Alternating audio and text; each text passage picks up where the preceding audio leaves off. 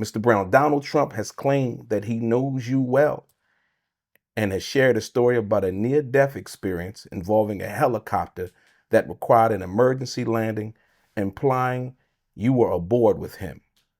Were you ever on a helicopter with Donald Trump? And what are your thoughts on this story?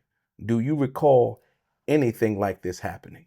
No, I do not ever recall anything like that happened, that could have happened, because I was never in life on an aircraft of any kind with Donald Trump, whether it was a normal airplane, whether it was a rocket to the moon, whether it was a airplane that does anything in the air, or any kind of an airplane of any sort, and in particular a helicopter. No, I was never, ever, in any fashion, in a flying instrument with Donald Trump. But let's go backwards. Your question also says, he knows you, you know him well. No, I don't. I do not know Donald Trump well enough to have a participation with him on an airplane. On an occasion when Donald Trump wanted to know in detail something about an issue in Los Angeles, I was serving then as speaker, and I was speaking at Harvard, and he wanted to do it over lunch, which I many times grant to people whom I have previously met. And I had previously met Donald Trump through my connection with my friends in Vegas. As I said earlier, like Steve Wynn and others, and I certainly would have lunch with him before I go back to California. It turns out that I am in Boston, and he is in D.C. He's in New York. So I'm going to go to New York before I catch the plane back at 5:30. He says, I can get you here and get you to the same flight schedule in New York, and I can have the conversation with you. And I did that. I met him, but he was never on any airplane with me, period. He was never in the air with me that I was conscious of, period. And it did not happen as he has so related it.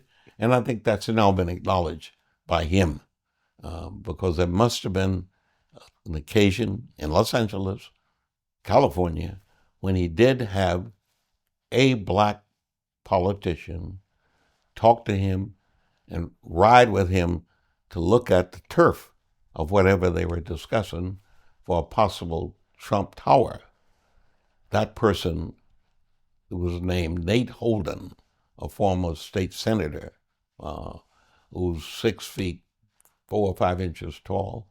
I'm 5'8", so he could not have made the mistake of a physical view of us so that he'd get us mixed up by name. I think, as usual, though, Donald Trump's capacity on the thought process and the brain whirl causes him not to pay attention to details between a 5'8" and a 6'4". Most of us would instantly know that that's not a good thing, accuracy-wise. Mm-hmm. Even if we wanted to lie, you probably should have thought of a story that would be more attuned to who I am and what I'm about. And it would have been even better for him if he had said, I had lunch with him at the Oak Room in the Plaza Hotel in New York in the early 90s to discuss an issue in Los Angeles that he could not help me with. That would be accurate. That would be accurate. So do you think he might have said that sometimes knowing the truth of the matter, but then using it because he knows of your relationship with Kamala Harris? I think he made the story up because of my relationship with Kamala Harris. I don't think he had any interest in telling anything other than something that would cause him to allegedly be able to generate some negative toward Kamala Harris based upon our previous associations, which means he thinks I am a liability Right. for her. And he's trying to convey that he knows enough about me and her to have me have told him things about her that made no sense. And that's simply not true, correct? No, totally not true. Are you kidding me? And he has stopped repeating it. As a matter of fact, you threatened a lawsuit, correct?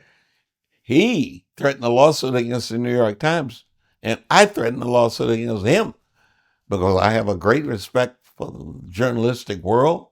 And if he sued the New York Times, I was going to sue him and agree to testify for the New York Times as I'm talking to you about the absence of veracity to anything he said related to me and Harris. Thank you for clearing that up. Appreciate it.